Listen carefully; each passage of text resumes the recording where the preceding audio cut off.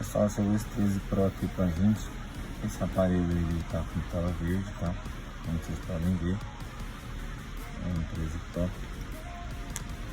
Já comecei a fazer as medições de análise nele aqui. A princípio eu fiz o modo corante padrão, né?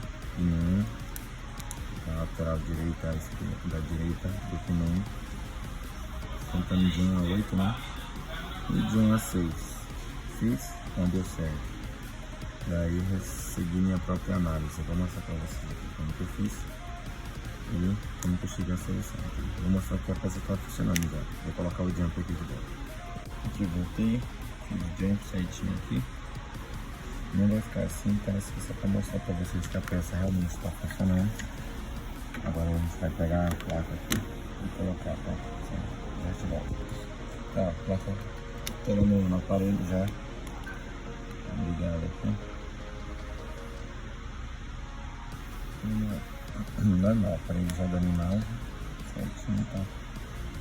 Vamos para ele ligar aqui, vamos dar da frente.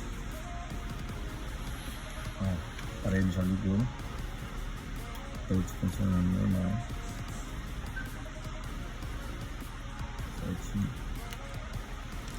É isso, reparo feito, mas com análise, tá?